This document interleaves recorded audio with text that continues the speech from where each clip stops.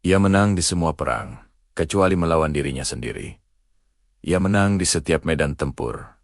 Strateginya sempurna, pedangnya tak pernah ragu. Pasukannya selalu pulang dengan kemenangan gemilang. Setiap kerajaan yang ia datangi tunduk di bawah benderanya. Namun, di antara gemuruh kemenangan itu, ada satu peperangan yang selalu ia hindari, peperangan yang berkecamuk di dalam dirinya sendiri. Bagaimana mungkin seorang penakluk yang tak terkalahkan justru takluk oleh hatinya sendiri? Di siang hari, ia berdiri gagah sebagai pahlawan. Sorak-sorai kemenangan menggema di sepanjang padang pasir. Namanya dielewelukan menjadi legenda yang diceritakan dari mulut ke mulut. Ia adalah simbol kekuatan dan keberanian. Namun, ketika malam turun dan tenda perang menjadi sunyi senyap, dadanya justru terasa kosong. Setiap kemenangan yang ia raih ternyata tak membawa kedamaian. Setiap pujian yang ia terima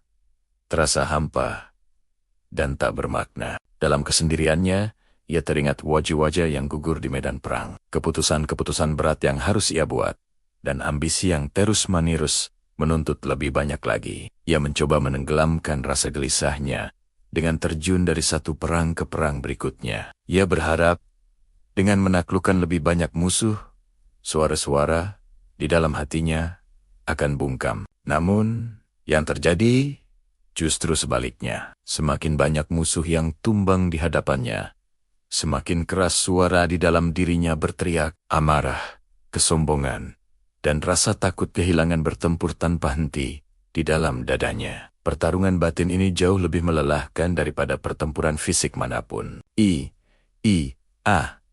Sadar, ia bisa menaklukkan ribuan manusia dengan pedangnya, tetapi ia tak mampu menundukkan satu hati miliknya sendiri. Hingga suatu hari, di tengah kegelisahannya, ia mendengar tentang sebuah jihad yang berbeda. Bukan jihad dengan mengangkat pedang dan menumpahkan darah, melainkan jihad untuk menundukkan jiwa. Sebuah peperangan melawan hawa nafsu dan ego. Kata-kata itu menghantamnya lebih keras dari dentuman meriam perang manapun. Untuk pertama kalinya dalam hidupnya, sang penakluk ini mengakui kekalahan bukan di hadapan manusia atau musuh di medan perang, melainkan di hadapan Allah.